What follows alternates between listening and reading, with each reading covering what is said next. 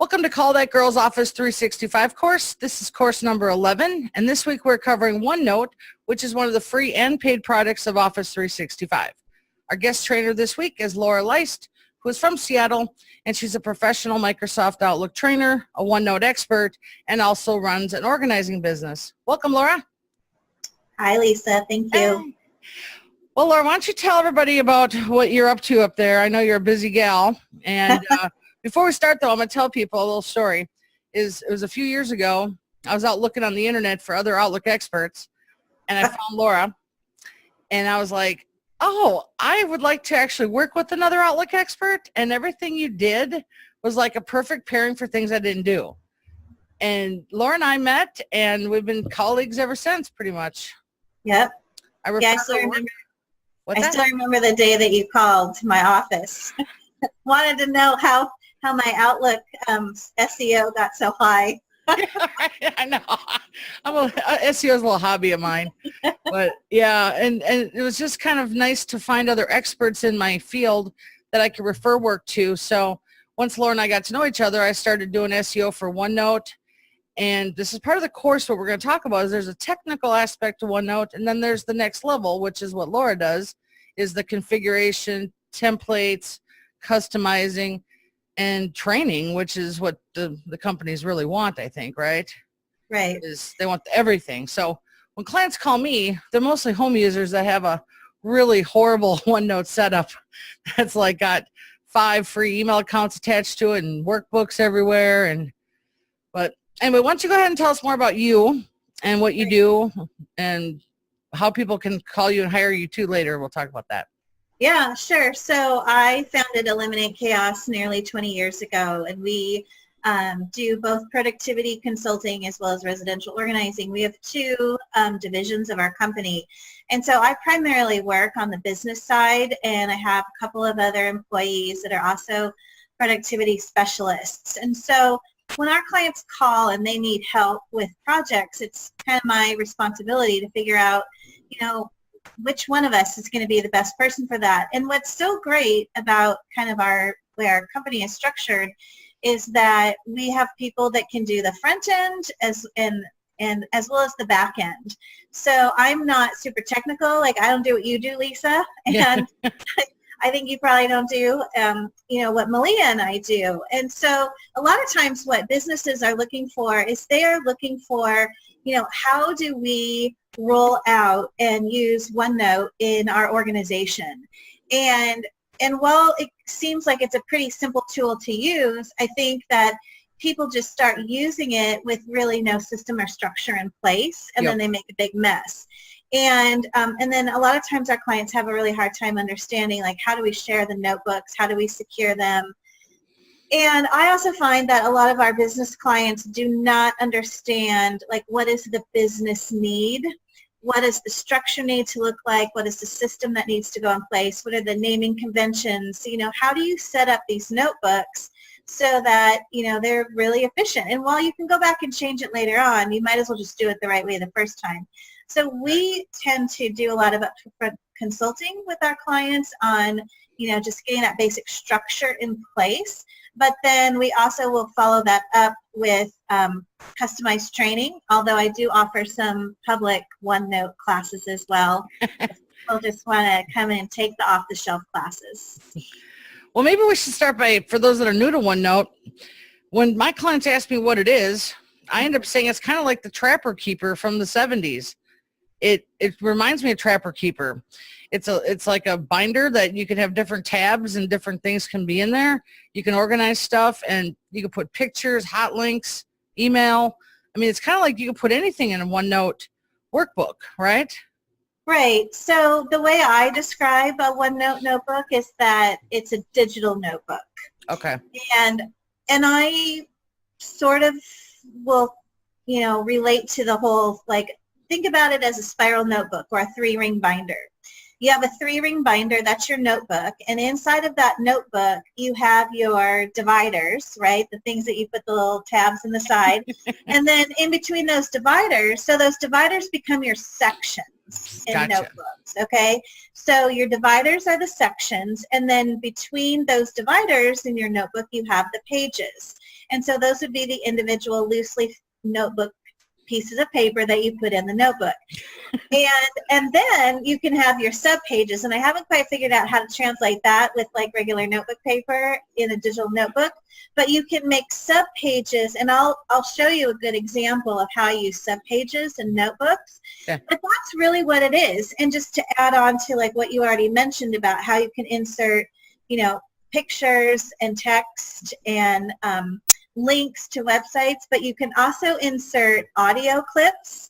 You can insert video clips that you can record right through OneNote and have it live in there. You can also create templates in OneNote so you're not having to recreate a structure over and over again. You can insert PDF files, Word docs, Excel documents. There's really a lot that can be inserted into the notebooks. Well, as a technician who troubleshoots it, I can tell you I've seen almost every OneNote client who's ever called me absolutely knows so much about it, and they live and breathe by it, and realtors seem to really love it, I think. I've found. But I actually compliment each client. I'm like, you could be a OneNote expert. They literally know it so well, but they don't know the technical parts. Sure. So technicians listening here, if you want to get into troubleshooting it, I can offer some tips later before we're done, but there's tips that I do just to prevent, because those are critical to people that use them. Like backing up, very critical. And when they get crazy and confused, I have to be very careful before I do anything. And I don't do what Laura does, the customizing, but that's what my clients do. They customize their own, Laura. Like, especially the ones that work from home, I think they're a little more into it. But I'm sure you've seen some crazy OneNotes, though. I have. I find that for most of my clients, the real struggle that they have is figuring out, what to call their notebooks, what to put in each, and then how to divide up that information. And there's really no right or wrong way about how to go about doing it, but you do want some sort of a logical structure. Right. The nice thing about it is that, if you create a OneNote notebook and then you decide at a later point in time that, this no longer makes sense to have this information here, well, you can just very easily copy it to another notebook or move those pages. And I've even had to do that myself over the years as I brought employees on and I've shared out some of the notebooks. I didn't necessarily want, or the employees didn't have a need to have all of this information.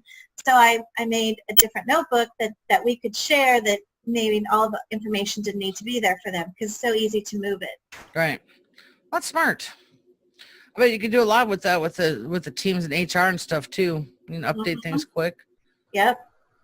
All right. Well, let me look at my notes here and see what our next thing is. So we talked about that. All right. So before we get started, Laura's going to be doing a demo on a local OneNote, not the Office 365. So I just want to be clear about that with folks that I happen to always help people with local OneNote also.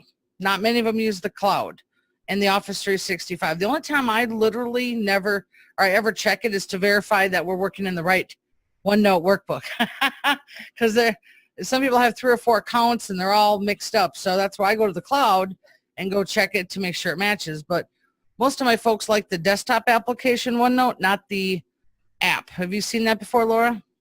I have. And I have clients that use both. Really? Typically, yes. And I'll explain kind of what happened with one client. We wanted to build out these notebooks. He was literally taking his CRM and turning it into OneNote notebooks, which at first I was against because it's not designed to be a CRM. But at the end of the day, it made sense what the business goal was that we were trying to meet. So we set up all of these structures, and some of the things that we wanted to do, like creating these templates in their notebooks for their users to use, you can't do that on the cloud version, at least that I'm aware of. And so I created all of their notebooks on, the desktop software, but because they have access to it, online, then they're able to use those features. They just couldn't like set up things a certain way. So I sort of refer to the online version as kind of a watered down version of OneNote. It also looks a little bit different. The user interface is a little different. But it still will contain all of the information that you put into the notebook. Yeah, so the thing for technicians troubleshooting, there's the desktop application OneNote, and then there's also one on the desktop, Laura. I don't know if you've seen it. It's just called the app. Desktop app. Oh, you don't want to use that one. That app is like, who would even want to start with that? Because I was actually troubleshooting a client that had using both, and I'm like, oh my gosh. We go in and remove that off the desktop. Yeah. So there's no confusion. Yeah, it's kind of like a kindergarten level. You can't do anything. You can't move notebooks in it. You can't do anything, no. So just so everybody's clear, if you get a call, there's an app, and then there's the desktop application. So, all right, Laura, I think we're ready for the demo here. I just want to make sure I got everything. So why don't you do the screen share and start showing us your fancy work there. All right. I got a preview of it, and I was like, I love it. Okay. Here we go. All right. So I'm just going to walk you through. This is my computer. So I'm going to be just demoing kind of live what I do, and this is actually how I teach my public classes. It's not how I teach the custom classes that I do, because I'm using their OneNote notebooks that we've actually set up. So I just want people to understand, and I don't have all my notebooks showing either. Right. So I'm just going to kind of give you the high-level tour and give you kind of my thought process behind how I set some things up. Cool. So over here on the left-hand side, we have the list of notebooks, and I've got about 7 or 8 that I use on a regular basis. I have one here called Eliminate Chaos. This used to be my main notebook for the longest time, where I would store everything that had to do with the business. I would store client information in secure sections that I can password protect. I would store information about the business, and then as I brought on more employees that were needing to use OneNote, I needed to subdivide that information. So now what I've done is I've created a I've created a notebook called Client Productivity, which is used for our clients that Malia and I share. So the great thing about this type of a notebook structure is that Malia, and if you see up top here, you can see the different sections of our notebook. But in this Client Productivity notebook, the thing that is helpful for Malia and I is that at any given point in time, I can basically go in and figure out what clients she has added, and I can see the notes. So I know exactly what's going on with any client at any given time. Then we have a notebook that we've developed, and I find that this is really handy for most businesses, is you have one called Office Procedures. And this one has everything to do with what we do in the office, and it's shared with a number of our employees. I have another notebook called Speaking. This is for all of the speaking and training that I do. I keep all of that information in one location. I have another notebook for all the books I'm working on. So research. So I literally have a section for each book that I'm working on, and anytime I find, maybe a link to an article that I want to include, or some statistics or quotes or just data, or things I need to change in the next version of the book, I will put it into there. Then I have this notebook called Productivity Specialist Reference. This is another example of a notebook that we use internally to share out with our employees. So if I go into that notebook, this is information that Malia and I use on a regular basis, where we can look up information in here. We can email out a page to a client if they are, wanting some information. And this is just, again, a tool for us to be able to share information that is useful to our clients. On the residential team, we have a similar notebook called the Organizing Specialist Reference Notebook. So same idea, different people that are accessing these notebooks. Then I have a Laura notebook, which I use for personal information. The recipes notebook, that's one that I love, has all my recipes. And what's so cool about it is because it synchronizes right to everything, my iPad, I can have my iPad in the kitchen and I just pull up a recipe and I can cook from that. Nice. Or if I'm at the store and I've got the OneNote, app on my phone, I can look to see, what's my list of ingredients. Nice. Then I have my conference notebook. I love my conference notebook. Okay, I just wrote a 4-page article for the National Speakers Association. It was published in May about how to use OneNote for basically eliminating all of the, digital chaos in your life.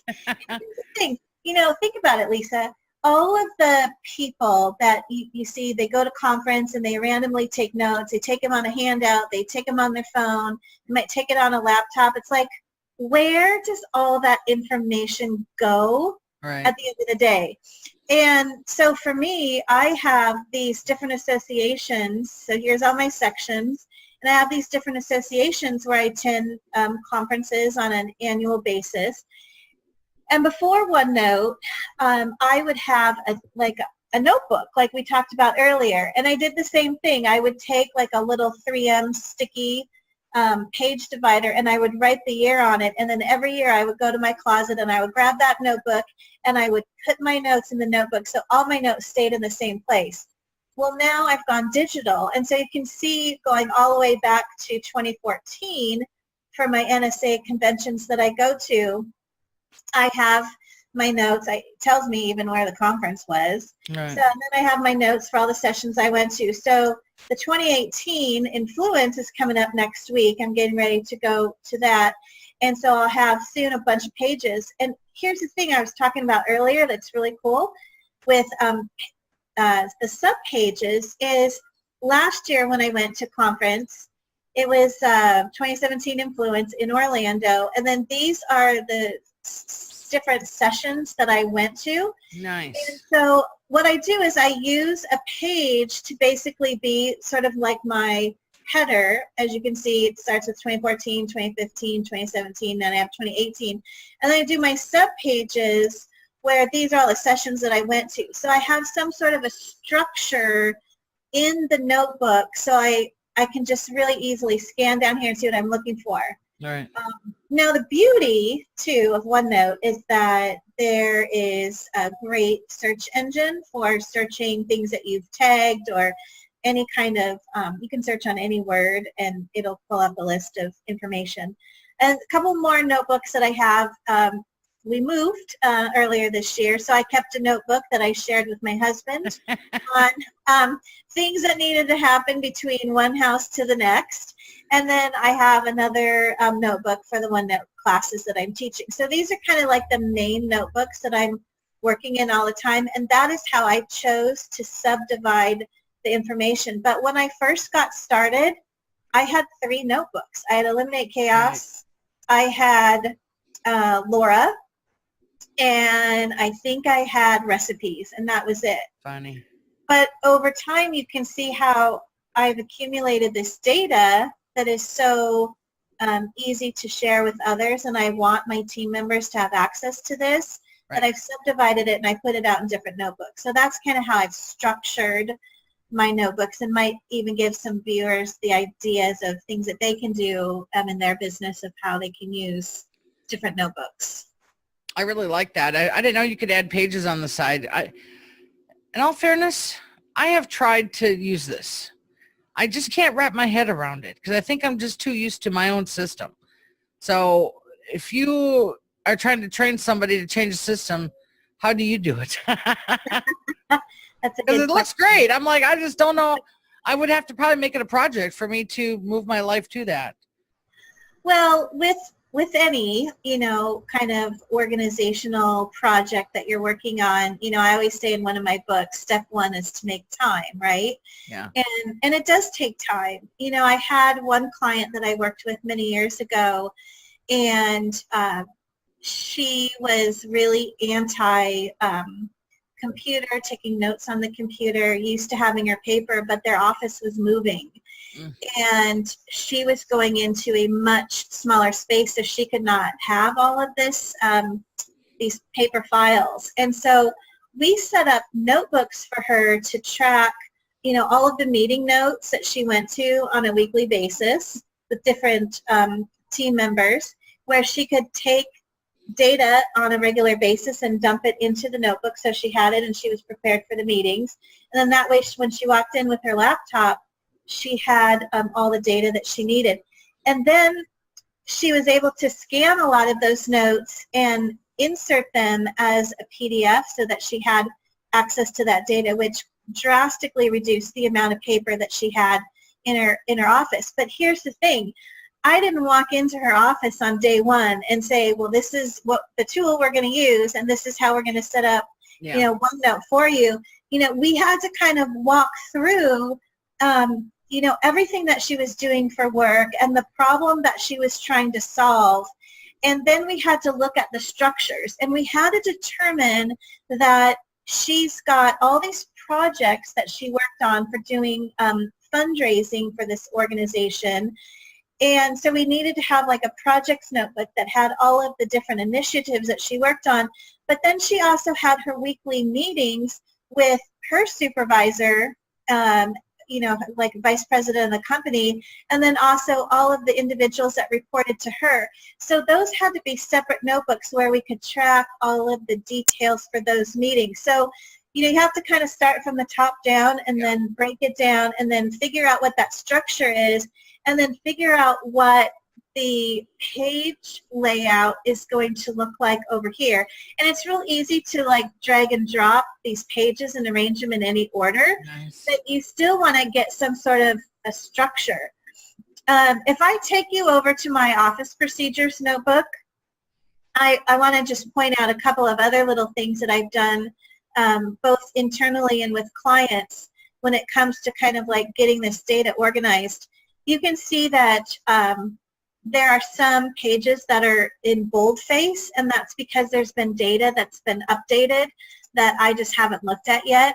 And so you can see that my initials are here, and then Sammy's initials for what we've each updated, and I can turn that off so I don't have to see that at all.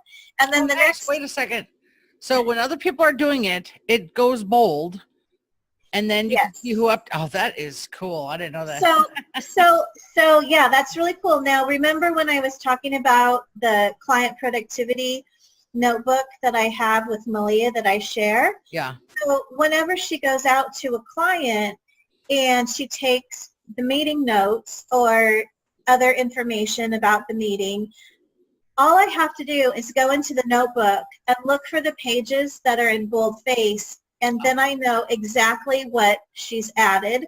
And once I click on it, so for example, if I come in here and I click on expense reports, the next one I click on is faxing. You see how it undoes my expense reports. It's no longer in bold. But one other thing I want to point out to you is that we have a few other little tricks that we do in the office.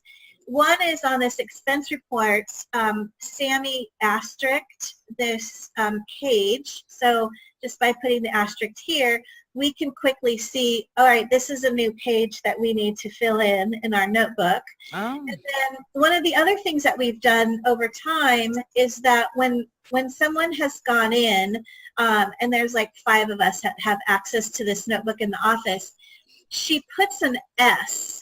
So like on gift certificates, she puts an S in front of the page, which means she went in and updated some of our procedures. And that just gives me notification that I need to go in and review what she wrote. And then once I know what she wrote is great, then I remove the S and the page just says gift certificates. Nice. So that's the system that we've set up to know where I need to look at certain things that others have edited. So I know that we're all on the same page in doing something internally for the business. Yeah. Very smart. You are a productivity expert, though. I don't think we mentioned it. Your business is called Eliminate Chaos.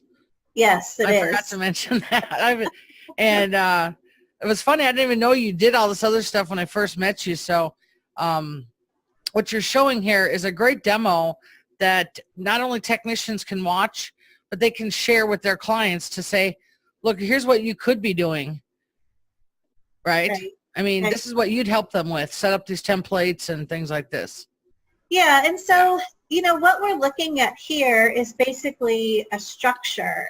So if I took office procedures and I thought about, well, this really isn't clients. This is like what we do in order to set up new clients. So you can see, I've got some, different people that have updated things here.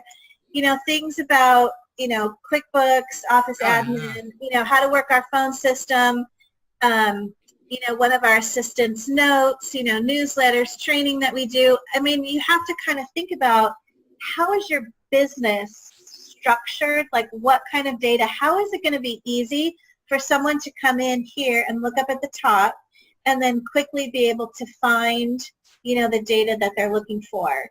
Right. And, there's all sorts of different ways that you can lay that out. But you got to have some sort of a structure in place. And then with templates, so in templates, this is a meeting note template that we created, and this is what I've done for a lot of clients is, you have these weekly meetings, and so you can create a page that just says meeting notes or whatever you want to call it, and then what you can do is you can turn this into an actual template so that every time you click on add a page in this section of your notebook, it brings up this page, so you never have to set this up. You're just filling in the sections. Nice. Yeah. Very it is cool. really nice. I think the Microsoft Teams has, you can use this in Teams now. And Tim, who did our Teams course, touched upon it, but we didn't go into it as deep as like this. But I believe you can, which that would make it like really robust. Yes. You can merge the two together. I've never seen it happen, but. Yeah, I haven't done much work with that yet. So, but I'm sure it's coming as more people start to use the Teams. Yes.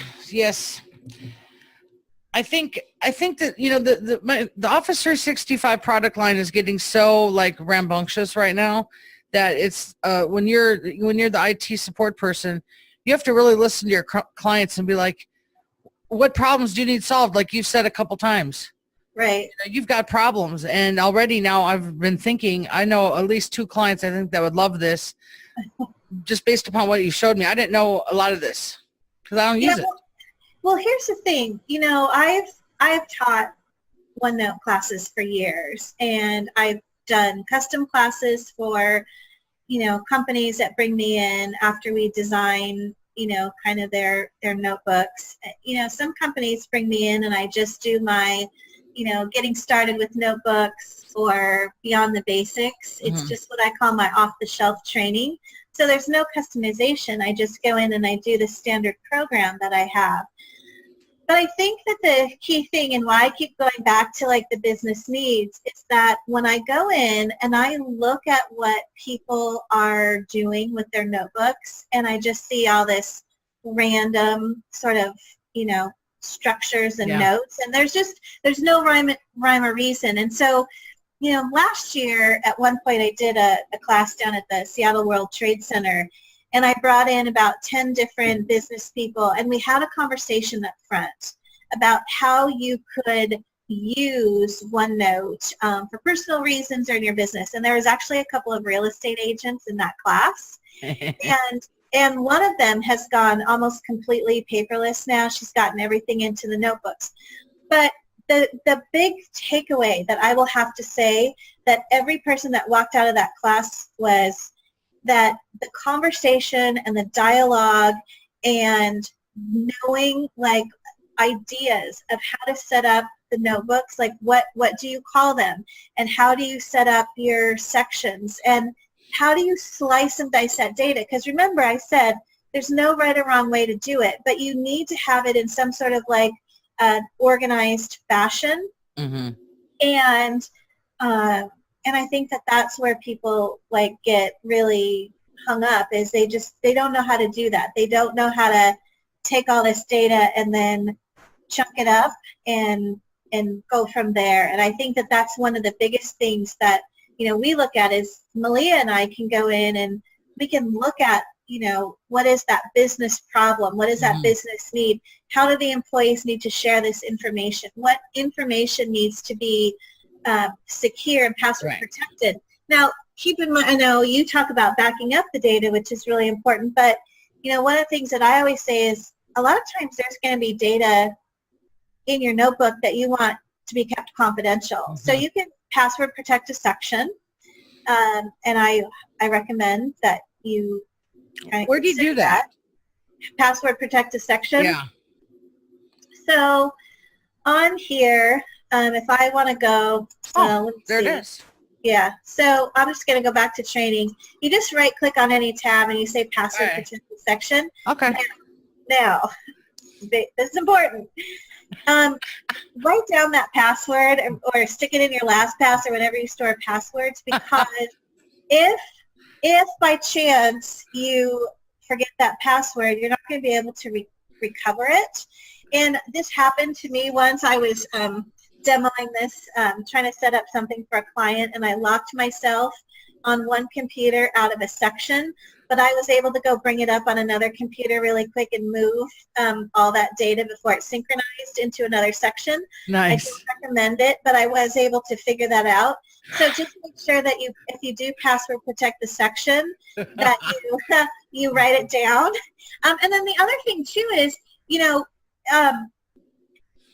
when you create these notebooks, like here's my notebook structure, all these notebooks right now, they're being stored in the cloud, okay? Yeah. And by the cloud, I mean OneDrive. And so I could also take one of these notebooks and store it on our server and share it out, maybe because the information is so confidential. Like we have other notebooks that we use in our office where the data is so confidential that we do not put it in the cloud at all. We store it on our own server, and it's password protected, and so you can share out notebooks that way. Now, a lot of people don't understand that when you set a notebook up, the proper way to share it, and then they wonder why others can't get access to it. And also the naming convention of the notebook, you can change the name of the notebook here, but it's not going to change the name of the notebook that is stored in the cloud or on your server. So it doesn't change it in that path. Right. And then, so if you do change it here, now your notebook name here and what's in the file path is different, and then people start to get confused, like what notebook was what. So that's why it's really important to think about up front, how do you want to name these so that you don't have to figure out, well, where is that stored online and how do I make the names? That's half my fun, is people name them all the same. Yeah, like well, Susie's notebook on 4 different accounts. Yeah. Yeah. So, I'm actually a little inspired right now, Laura, to maybe try it, because I'm doing this new business thing this summer, and I was like, maybe this is a good time for me to. Go ahead. I'm decluttering, which I know you love that. Well, here's what you can do, Lisa. Like here I have my books. Yeah. That I'm working on, and anyway, if I have these different sections for different books that I've been doing, you could set up a whole notebook of just this new business that you're working on. Right. And put all of that data right there. Well, I'm just starting it just now, so this is actually a great time to do this. And plus, again, I've got clients. I know that now that I can see it differently, I'm used to seeing people's messes. And to me, I'm like, but this actually looks very organized. And I think that this is a good solution that I can have my clients. I think some of them are tech savvy, which, they love that. They'll go figure it out themselves. But the templating and the customizing, that's where they don't want to do that. Right. They just want to pile stuff in there. Yeah, well, here's the other thing is when I'm doing my public workshops, or when clients are just having me come in and do the off-the-shelf training, I think that our clients want to know that we actually practice what we preach, and we are organized, right, and we do think about the data. My background is in IT, right? Is in management information systems. Well, I live and breathe data every day. And whether it's, in paper format or digital format, it's always been my job for almost 30 years now is to figure out, like, how do you slice and dice data to get employees to have their fingertips on the information that they need. Because, I watch too many people, not only at conferences, but in meetings, they show up with a yellow pad of paper. Yeah. And they take notes, and then, I think, well, where are those notes going to land? And are you ever going to refer to them again? Well, if you take your laptop or your Surface or your tablet or whatever, or even your phone, like sometimes I sit in meetings on a phone, and I'm sure people are thinking, oh, she's just playing on her phone. So sometimes I'll tell someone, hey, I'm really paying attention, but I'm taking notes in OneNote on my phone, and I'm typing it instead of getting out my big laptop. Nice. That way they realize that I'm not just, playing around on Facebook or something like that. But the key is that yellow pad of paper, that spiral notebook, that's not backed up, right? No. So you lose that, and there goes your notes. My notes are everywhere I go. They're on my laptop, my desktop, my iPad, my iPhone. Nice.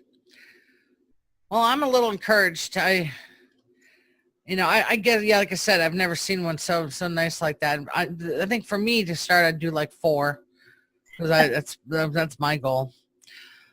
Hi, Laura. What else do you want to show us? Well, what else do you want to do? That might be a good start. I don't know. I mean, here's the thing: is that this course is intended to show people. Well, it's Office 365, but I mean, honestly, if you were doing Office 365 with this, the desktop app would look just like this anyway. That's why I told people, or I'm telling folks that are watching, is that it's no different. It'll look fairly similar. Except on the cloud. It does. The data will be the same, but Right. Your ribbon bar will look a little different. Maybe it would be helpful if I just went through a few of the fun features that I really like about OneNote, so you can see how you can use it from a productivity standpoint. Ooh, I like that button I didn't see before called Outlook Tasks.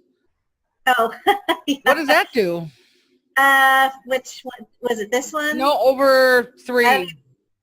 Right there. One? Nope, not the to-do flag, but the Outlook Task 2 over. Oh, 2 over. Nope, 2 to the right. Oh, 2 to the right. Oh, this one. Yeah. Okay, let me come back to that one. Oh yeah, because that one right there, that could be the big button that sells. Well, that button can also get you into a lot of trouble as well.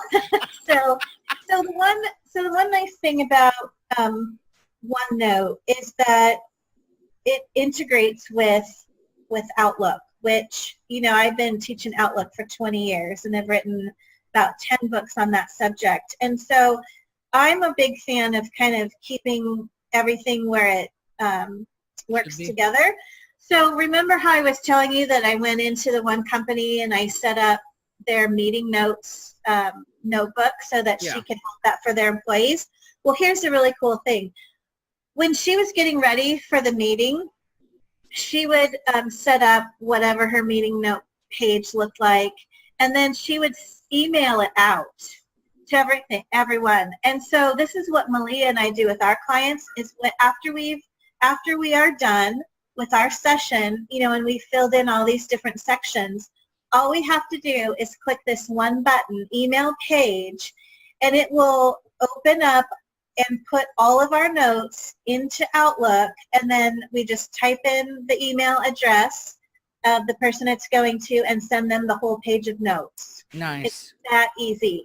And it keeps, the date that the page was created, and it just says, created using OneNote 2016. So that's one feature that I really like on this tab. Let me find a notebook where I have, let me go to my speaking one, and let me go to. I'm just thinking how handy that would be in my follow-up emails to clients. Yes. Because that's something I'm working on right now, and I'm like, the follow-ups, I could put all those in there and hit that thing, and then it's just a little tracking. I like it. So here's an example of this to-do flag, which I really like. Okay. So in this page of notes that I took from a conference, I put in that I needed to review my introduction and I needed to look at my titles to see if they're grabbing, attention. And so all I did was I click on either the to-do tag or hit enter after another one, and it puts in this button. And then I can search on all of my to-do tags to see what I still need to do in my OneNote notebook. So you kind of use it as a task manager, but I actually don't recommend that from a business productivity standpoint. I think that you need a better sort of task manager, project manager, but this just shows me that I still have some open items. Actually, I've got this one done, but I need to do this one still. And then you can see here where I have gone in and I have inserted some handouts that she provided, and I have a link to that location on her website. But if I were to go back, and let me find another one where I know Dick Russo. This is a really good example. So I attended this session. I took all these notes. Okay, here's my notes. And then I had a handout that he provided during the session. And this is the handout right here. And then when I inserted this PDF, you have the option to insert as a file printout or as a file attachment. Nice. So when you insert it as a file attachment, you're just going to see this little PDF icon. But when you insert it as a file printout, it will put the icon here and then also the full cool page, right? I love it. And so here's like all my notes that I drew. Now, like a lot of people, what would they have done? They would have like had these handouts, and then they would have come back to their office and they would have gotten lost somewhere because they didn't do anything with them. But I came back to my office and I scanned them and I RAM filed them. And now I have them here with all of my cool. handwriting on there. So, this is kind of a cool exercise that we did. So that's one tool that I really like to use is these file attachments. And then remember I talked before about recording audio and video? Yeah. Okay, so that's there. And then here's where we can create our page templates. So if I go back to my, let's see, I was in my office procedures in my training, and insert, so page templates. So there's all these different page templates that come with OneNote, and you can click on those, and then over here it will show you different templates you want to use. Right now I can't see it because our little screen is there, but let me move this over here. So you can see all sorts of different templates, like my templates that I've created, academic templates that you can pull up. Mm. But here's the thing, Lisa. So see these meeting notes right here? I can say save current pages template, okay? Oh, so nice. So when I do this, I'm just going to give it a name. I'll just call it Meeting Notes 2 because I already have one called Meeting Notes. And I have the option to say set as default template for new page in the current section. So I'll just do that because I can change it later. And then anytime, and I'm going to close this down, so anytime now that I come in here and I'm in my training section and I want to go to add to page, add page, here's my meeting notes, and see how it just created 2 new pages? And that's as easy as setting up a template. It's not, so here's the thing, Lisa. I sort of liken this to like a paper management filing system. It's really easy to slap a label on a folder, but that is not creating a system or a structure. It's really easy for someone to go out and create, like you saw that. It was like 2 clicks to create the template. What you have to think about is that you are, you got to figure out like what data is it that you're trying to capture and retain and then look at in the future to know how you need to create the template in order to capture that data. Because the physical act of like saving it as a template and then pulling it up is really easy.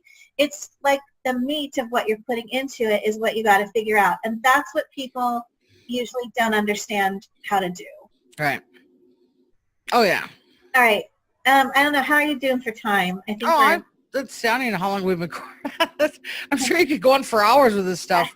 I'm actually like, can we do more? Maybe not in this session. Maybe we should wind it up.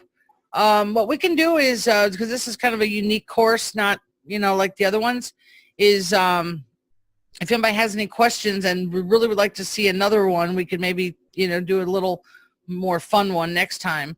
I think for the course, this is giving everybody a good overview of what it can do. And, it's a free product. You don't have to pay, even get it with the home version, I think, don't you? I'm not sure about that. I think so. I'd have to look and see. Yeah. Well, anyway, it's just a free tool and it comes with everything. So it's a kind of a little hidden gem. I've tried it before, but I think now is a good time for me to get into it. But I think for technicians, the course was to show you more about what it can do on a commercial, or not commercial, but business level more. My home clients definitely use it all the time. It's just not something I got into. And technically, when you troubleshoot it, if you get someone with a big workbook and you're like, I don't know what I should do here, you're better off calling somebody who has experience than to go in and mess with someone's books. Because I can tell you that if they already have a mess and you mess it up more, it's going to make them a little upset, I think, if you don't know what you're doing. But I guess when I started, I didn't know what I was doing either. I just had to go slow. But Laura, how can folks get a hold of you if they want to talk to you for consulting or whatever, whatever else, the Outlook training? And yep. They can go to our website. Our main website is eliminatechaos.com.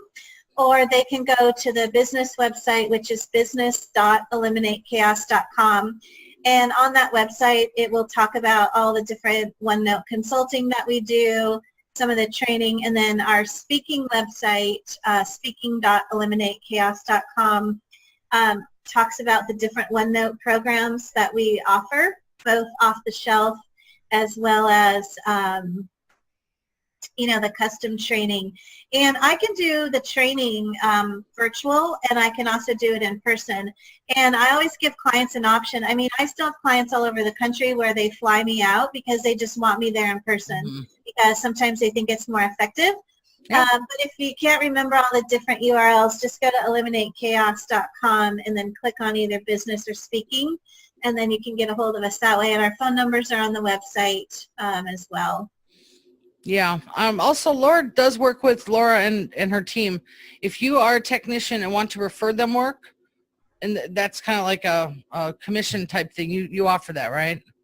Correct. Something I thought so. So there's no loss in leading people to learning things like this, because I think when we're all like, most computer business owners want to say yes to everything, and the reason why I could say yes to everything is because I have people like Laura to refer work to. I love it. All right, Laura, I think everybody's got your information there. And before I close out, I just want to thank our sponsors for the course. App River has been the course sponsor. And if you want to set up any your Office 365 sales and support, feel free to email Steve Harris, sharris@appriver.com.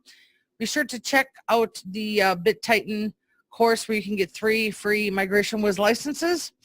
And this video is on YouTube, so please give it a like, share, and subscribe. I'd really appreciate it.